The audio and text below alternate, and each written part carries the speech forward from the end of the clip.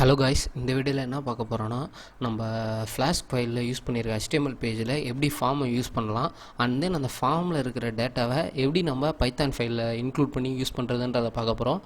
Welcome to Epic and this is Nirmal.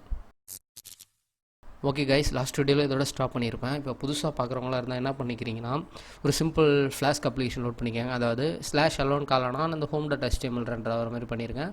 And then slash second காலானா அந்த second dot HTML runner ஆகும். And then இந்த ஹோமில் ஒரு பட்டனை கிளிக் பண்ணால் இந்த ஸ்லாஷ் செகண்ட் காலம் இதுமாதிரி பண்ணியிருக்கேன். நீங்கள் ரொம்ப குழப்பிக்கனா ஒரு URL காலானா ஒரு HTML பேஜ் ரன்னர் ஆகிற மாதிரி பண்ணிக்கோங்க. ஓகே, நம்ம இப்போ கண்டினியூ பண்ணலாம்.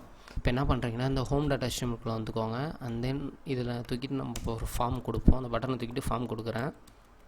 ஃபார்ம் கொடுத்துட்டு நான் ஃபார்மை க்ளோஸ் பண்ணிக்கிறேன். இப்போ நீங்கள் இந்த ஃபார்மில் எப்போ நார்மலாக யூஸ் பண்ணுறது தான், பட் நீங்கள் இதில் யூஸ் பண்ணுறப்ப, அதாவது வேல்யூ வாங்குறப்ப நீங்கள் ஒரு 2 விஷயம் ஞாபகம் வச்சுக்கோங்க. அதாவது இந்த ஃபார்முக்குள்ளே நம்ம யூஸ் பண்ண வேண்டிய அட்ரிபியூட் என்னென்னா மெத்தட் அண்ட் தென் ஆக்ஷன். இந்த ஆக்ஷன் எதுக்குன்னா, நம்ம இந்த ஃபார்மில் ஏதாவது பட்டன் கொடுத்து கிளிக் ஆகி வேறு எங்கேயாவது மூவ் ஆனால் அந்த ஆக்ஷனுக்குள்ளே இருக்கிற URL கால் ஆகும். ஸோ நான் அதில் ஆக்ஷன்ன்றது கொடுத்து நம்ம செகண்ட் பேஜுக்கு போக வேண்டிய URL காலை இதில் கொடுத்துக்க போகிறேன். ஸோ நான் அதை செகண்டே கொடுத்துட்டேன். அண்ட் தென் இதில் நான் மெத்தடு கொடுக்கணும். இந்த மெத்தடுன்ற அட்ரிபியூட் எதுக்குன்னா, நம்ம ஒரு HTML பேஜ்லேருந்து ஒரு பைத்தான் ஃபைலுக்கு வேல்யூவை ரெக்வஸ்ட் பண்ணுறோம். ஸோ நம்ம ரெக்வஸ்ட் பண்ணுறோன்னா அதுக்கு 2 மெத்தட் யூஸ் பண்ணலாம். அதாவது ஒன்று கெட் அண்ட் போஸ்ட் மெத்தட். இப்போ நம்ம இங்கே யூஸ் பண்ண போகிறது போஸ்ட் மெத்தட். ஸோ அதை யூஸ் பண்ணிக்கிறேன். அண்ட் தென் அந்த ஃபார்முக்குள்ளே ஒரு வேல்யூ வாங்கிப்போம். அதாவது அதை இன்புட் ஃபீல்டுன்னு கொடுத்து யூசர் நேம் வாங்குற மாதிரி கொடுத்துப்போம். இதுக்கு ஒரு நேம் மறக்காமல் கொடுத்துக்கோங்க. அண்ட் தென் அது யூசர் நேம் வாங்குறதுனால யூசர் நேம்னு கொடுத்துருக்கேன் இந்த ஃபீல்டுக்கு.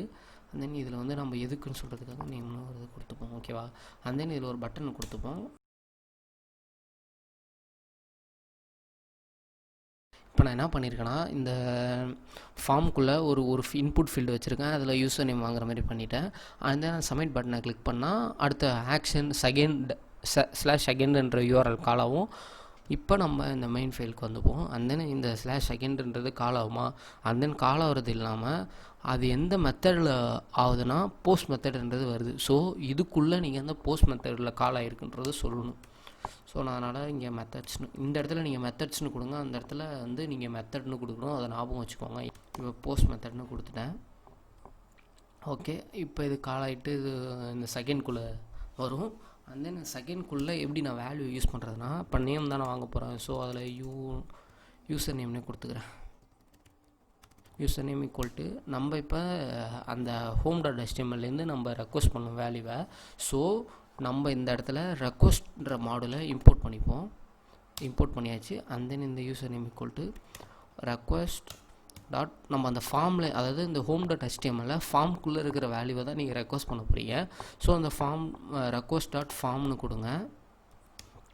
அண்ட் தென் கொடுத்ததுக்கப்புறம் இந்த ஃபார்ம்லே, அதாவது இந்த ஹோம் டாட் HTML இருக்கிற ஃபார்ம்லேருந்து நம்மளுக்கு இந்த பைத்தான் ஃபைலில் வர வேல்யூ எல்லாமே டிக்ஷனரியாக இருக்கும். அதாவது இந்த யூசர் நேம்ன்றது தான் அதோட கீ. அதுக்கான வேல்யூ நம்ம இன்புட் ஃபீல்டில் எது கொடுக்குறோமோ அதுதான் அதோட வேல்யூவாக இருக்கும். ஸோ இதோட கீ நேம் கொடுத்தா நம்ம அந்த வேல்யூவை ஆக்சஸ் பண்ணிக்கலாம். ஸோ இந்த கீ நேம் யூசர் நேம்ன்றதை இந்த ஃபார்ம்ன்ற இந்த இதுக்குள்ளே கொடுத்துப்போம். இப்போ இந்த யூசர் நேமில் அவங்களோட வேல்யூ வந்துடும். நான் அது வேல்யூ வந்ததை பிரிண்ட் பண்ணி காமிக்கிறதுக்காக டைரெக்டாக அதை பிரிண்ட் பண்ணி காமிக்கிறேன்.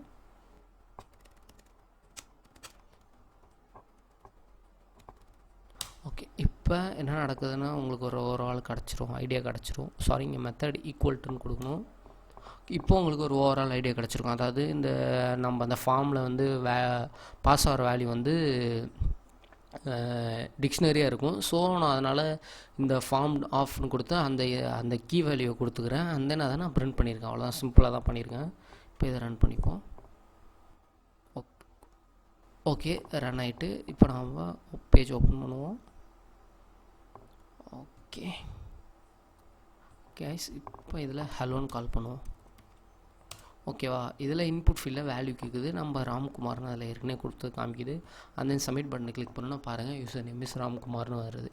இப்போ உங்களுக்கு எப்படி ஒரு HTML பேஜ்லேருந்து நம்ம ஃப்ளாஸ்க் ஃபைலுக்கு வேல்யூ உள்ளார வாங்குறதுன்னு உங்களுக்கு தெரிஞ்சிடும். நெக்ஸ்ட் வீடியோவில் நம்ம யூஸ் பண்ணியிருக்க HTML பேஜில் எப்படி ஸ்டைல் டேக் யூஸ் பண்ணலான்றதை பார்க்க போகிறோம். Thank you guys, see you in the next video. Bye.